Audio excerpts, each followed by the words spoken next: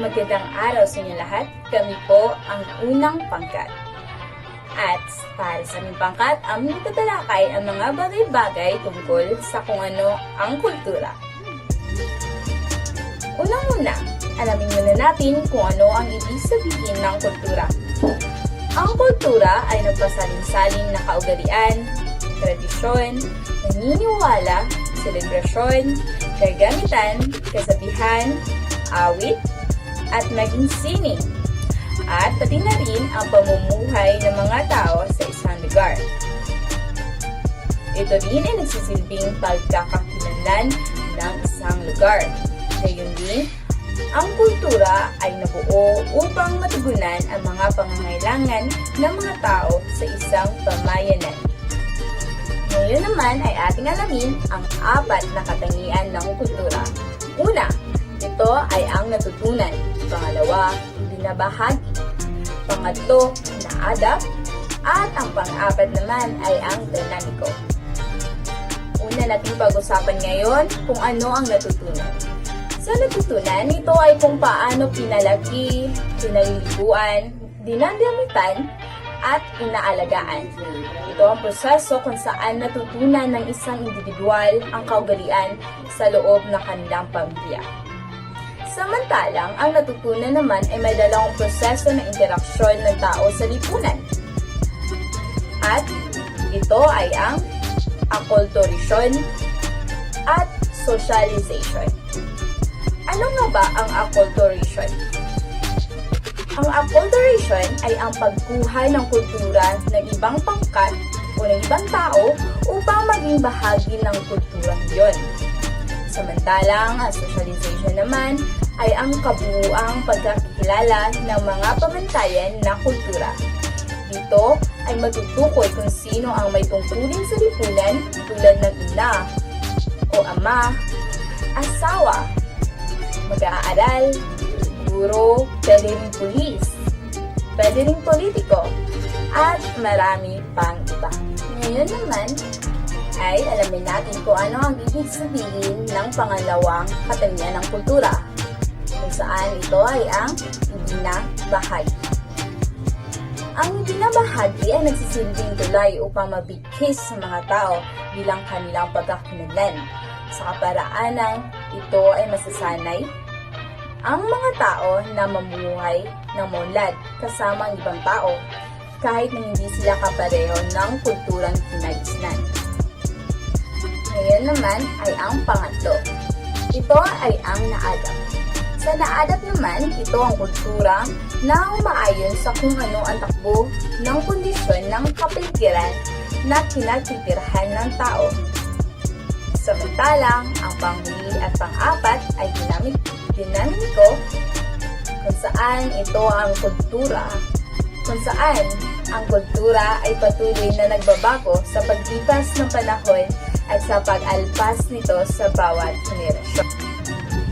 Ngayon, natapos na nating pag-usapan ang 4 na katangian ng kultura, dumako na naman tayo sa manifestasyon ng kultura. Sa manifestasyon ng kultura, ito ay nahahati sa dalawa. Ito ay ang value. Pangalawa naman ay verbal na komunikasyon. Una, anong nga ba ang value? Ito ay ang nakatuon sa kung ano ang nararapat at katanggap-tanggap na ugaliin. Halimbawa na lang sa value, pagmamano, at paggamit ng po at opo sa pagkikipag-usap lalo na sa matatanda. Ano naman ang di-verbal na komunikasyon? Ang di-verbal na komunikasyon ay ang paggamit ng mga bahagi ng katawan na maaaring makipaghatid ng mensahe. Ang mga galaw, ang mga aksyon ng isang tao ay maaaring maglarawan ng kulturang taglay nito. Halimbawa na lang para sa di-verbal na komunikasyon. Pagyuko ng ulo, pagmamano, at pagkikipagkamay o ang paghalik. Ngayon, natapos na natin pag-usapan ang tungkol sa manifestasyon ng kultura. Pumunta naman tayo sa komponent ng kultura. Ang komponent ng kultura ay nahahati sa dalawa. Una, ang material na kultura at pangalawa, ang hindi material na kultura. Ano naman ang material na kultura? Galing sa salitang material. So ito ang mga bagay na nahahawakan at nakikita natin na ginagamit ng tao sa kanilang araw-araw na pamumuhay. Samantalang di material na kultura ay ang mga kultura na kaugaliang hindi nahahawakan, ngunit maaaring mapansin batay sa galaw ng tao. Narito ang ilang mga di material na kultura: norms, folkways, mores, batas, value, paniniwala, wika, at ang pangwalo at panghuli ay ang picnic ways. Una nating pag-usapan kung ano ang norms. Ang norms ay ang ideal na standard ng isang lipunang ginagalawan ng isang tao sa partikular na sitwasyon. Ito ay ang asal, aksyon, kilos, pagkikitungo, o pag-uugaling pamantayan ng isang grupo. Ano naman ang folkways? Ang folkways naman ay tumutukoy sa kaugalian ng isang tao sa isang sitwasyon kung saan ipinapagkita ang magandang pamamaraan ng isang pangkat. Halimbawa na lang para sa folkways. Kapag ikaw ay nakapagtapos na, inaasahang mayroon ka ng trabaho, di ba? At dapat din na tumulong ka na sa iyong mga magulang. Kung minsan naman, ikaw ay ang magpapaaral sa iyong mga kapatid. Yun ang ibig sabihin at halimbawa ng folkways. Dumako naman tayo kung ano ang ibig sabihin ng mores. Ang mores naman ay ang pinakamahalaga at pinakamataas ng uri na kasalanan na nararapat na ilapat ng tao sa kanilang buhay. Ilan sa mga halimbawa nito ay ang pagbabawal ng pag-aalaga ng aso ng mga Muslim, pagpapakulay ng buhok, at pag-inom ng alak. Ngayon naman ay ating pag-usapan kung ano ang batas. Ang batas ay tuntunin na nagdidikta kung ano ang tama at ang mali. Halimbawa na lang, may kakulang parusa sa kung sino man ang lalabag sa mga batas. Kapag sinabi ng isang simbolo na bawal maglabay ng basura sa lugar nito, ibig sabihin bawal ka maglabay o magtapon ng mga basura doon. Kasi kapag ikaw ay nahuli, siya na may parusa na igagawad para sa'yo. Ngayon naman, kung ano ang value. Ang value naman ay ang mga magagandang pag-uugali, kilos at gawain na inaasahang may pakita ng isang tao sa lipunang kanyang ginagaliwan. Gaya nga ng napag-usapan natin, hindi ba? Ang value ay ang mga magandang pag-uugali. Halimbawa na lang para sa value, ang pagkatok ng pintuan bago pumasok sa bahay. Pagmamano, pagbati ng magandang umaga, hapon, at gabi. Pagpapaalam bago umalis. Pagtulong sa pagtawid, at tamang pagkikipag-usap sa mga magulang. Ngayon pag-usapan natin kung ano ang paniniwala. Siguro naman ay may mga ideya kayo kapag naririnig nyo na ang salitang paniniwala. Sapagkat ang paniniwala ay ang kanya-kanya ring pamamaraan at pag-iisip ng tao sa mga nagaganap na bagay sa kanyang kapaligiran at mundo. Ito ay pananaw ng isang tao sa mga kaganapan at kung paano siya makikitungo nito. Sinasaklaw rin nito ang mga pamahiin. Ngayon naman ay pag-usapan natin kung ano ang wika. At alam ko na may ideya kayo kung ano ang wika sapagkat mula elementarya pa lang tayo ay laging nasa ating sinasabi na ating mga guro kung ano ang wika. Hindi ba? Ano nga ba ang ating pambansang wika? Tama, ito ay ang wikang Filipino. Magaling! Ngayon naman, ang wika ay ang pangunahing ginagamit na komunikasyon. O ang ibig ko sabihin ay pangunahing ginagamit sa komunikasyon upang magkaroon ng pagkakaintindihan sa lipunang ating kinabibilangan. Ito ay ginagamit na tunog na lumilikha ng isang salita na nagdadaglay ng mga kahulugan. At panghuli ay ano ang technique ways. Ang technique ways ay ang pagbabago sa mga bagay na nakasanayan ng mga tao sa mundo, pagdaan ng kasaysayan at ng panahon. Kultura at ang grupo. May tatlong mahalagang tungkulin ang kultura ng isang pangkat. Anumang kultura ay una, isang paraan upang makita ang biyolohikal na pangangailangan ng grupo para mabuhay. Ikalawa, nagbibigay sa isang individual na kasapi ng grupo na mag-adjust o makibagay sa sitwasyon ng kapaligiran. Ikatatlo, sa pamagitan ng komun na kultura, nagiging channel upang makipag-interact ang bawat miyembro ng isang pangkat at maiwasan ang anumang alitan. Pandaigdigang hulwaran ng kultura o universal pattern of culture. Iba-iba ang kultura ng bawat lugar, ngunit may mga kulturang kumon at makikita sa lahat ng pangkat sa bawat lipunan. Ang uniformidad na ito ay tinatawag na universal pattern of culture. Ang lahat ng ginagawa kaugnay sa wet rice agriculture sa Pilipinas ay halimbawa ng hulwaran ng kultura.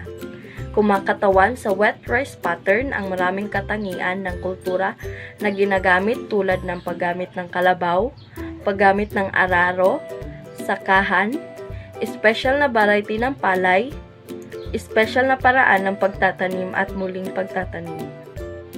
Si Winsker na unang Amerikanong antropolohista ang unang nagbigay ng pakahulugan sa universal pattern of culture.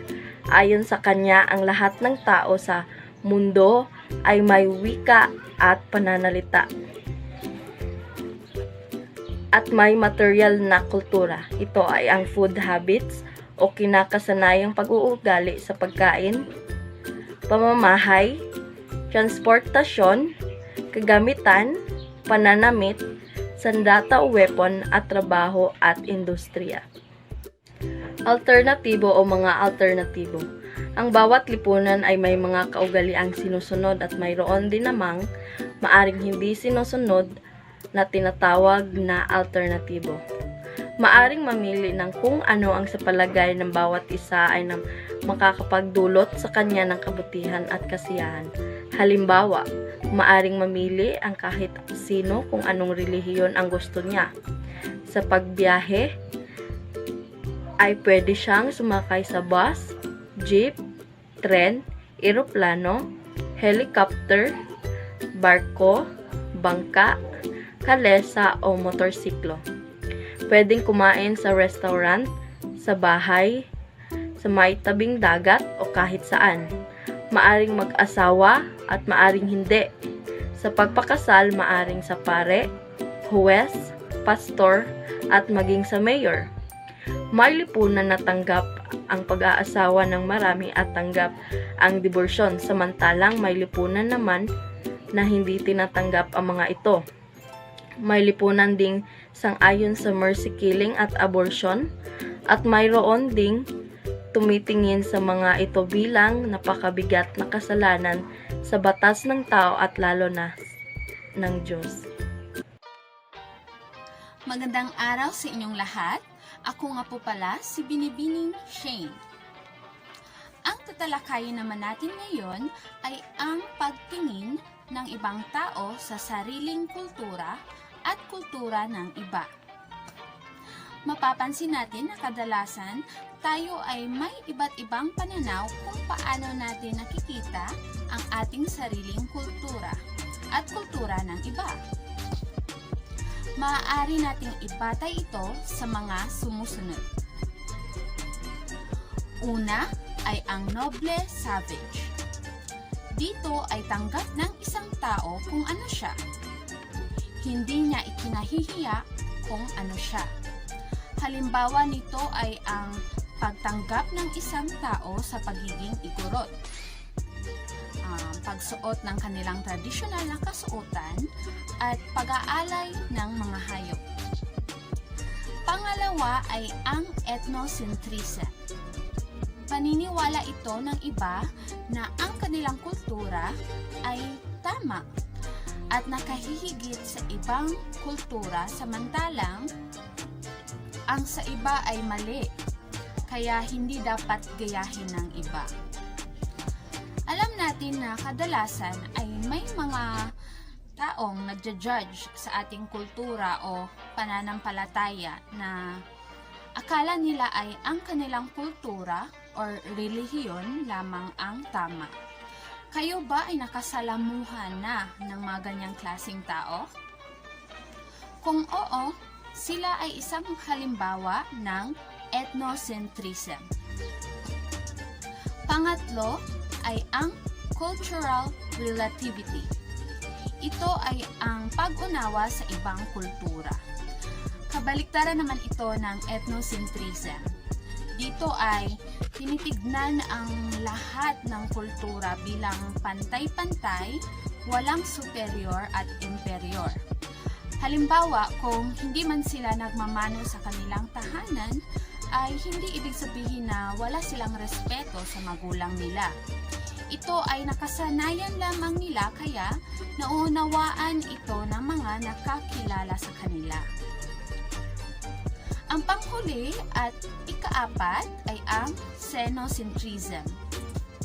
Ito ay ang mga banyagang tao, lugar at bagay ay magaganda at ang lokal o sariling kanya ay pangit o hindi maganda. Pagmamahal ito sa imported na bagay at hindi pagpapahalaga o paghumaling sa sariling kultura. Halimbawa dito ay ang mga taong mas nawiwiling bumili ng imported na produkto o bagay kaysa pagbili ng lokal na bagay kahit ito ay magkasing tulad lamang. Mas tinatangkilik ang foreign songs kaysa pagtangkilik ng sariling musika. Dumako naman tayo sa ikalawang topic, ang kultural na katangian ng ibang mga tao. Meron tayong dalawang klase ng kultural na katangian ng ibang mga tao. Una ay ang polychronic. Ibig sabihin nito ay ang mga taong gumagawa ng isang bagay o gawain ng sabay-sabay. Halimbawa, nagsasaing habang naglalaba, at nagbabantay ng bata habang nag-aaral, o nanonood ng TV habang nagsi-cellphone. Relate ba kayo? Dahil ako, relate din. Okay, ang ikalawa naman ay ang monochronic. Ang mga tao ay paisa-isa kung gumawa ng kanilang trabaho. Naniniwala sila na bawat trabaho ay may oras. Halimbawa, hindi muna sila magluluto hanggat di natatapos ang kanilang paglalaba. Sa dalawang klaseng kultural na katangian, sa tingin mo, saan ka nabibilang? Sa polychronic o sa monochronic? Okay? Ang huling topic na ating tatalakayin ngayon ay ang katangiang komunikatibo, ayon kina Hofstede at Trians. Bago natin simulan, kilalanin muna natin si Hofstede. Si Gerard Hendrik Hofstede ay isang Dutch social psychologist, empleyado ng IBM at Professor Emeritus ng Organizational Anthropology at International Management sa Maastricht University sa Netherlands. Nakilala sa kanyang pangunguna sa pananaliksik sa mga cross-cultural na grupo at organisasyon. Ayon kay Hofstede, 1984, maaaring uriin sa dalawa ang katangiang komunikatibo. Una ay ang individualist. Ito ay tumutukoy sa sarili lamang ang iniisip at mahalaga para sa isang tao. Wala siyang pakialam sa damdamin ng iba. Prangka kung magsalita at wala siyang pakialam sa nararamdaman ng iba. At ang ikalawa naman ay ang collectivist. Iniisip ng isang tao ang kapakanan at pag-uunawaan ng lahat. Mahalaga sa kanya ang damdamin ng iba. Sa madaling salita, ito ay kasalungat ng individualist. Ngayon naman ay kilalanin naman natin si Traians. Si Harry Charalambous Traiandis ay Profesor Emeritus sa Kagawaran ng Psikolohiya ng Universidad ng Illinois sa Urbana-Champaign. Itunuring siyang pioneer ng cross-cultural psychology at ang kanyang pananaliksik ay nakatuon sa mga nagbibigay malay na aspeto ng mga saloobin, pamantayan, tungkulin at pagpapahalaga sa iba't ibang kultura. Ayon sa kanya, nauuri sa dalawang katangiang komunikatibo. Una ay ang allocentric. Mahalagang magkaroon ng kasama o di kaya'y kausap or no man is an island. Ika nga. Ang ikalawa naman ay ang idiocentric. Nagsasabi ang katangiang ito na kaya ng isang tao mamuhay mag-isa at may pananaw rin na ang kanyang sarili lamang ang mahalaga. At dyan nagtatapos ang aming video presentasyon. Maraming salamat at magandang araw.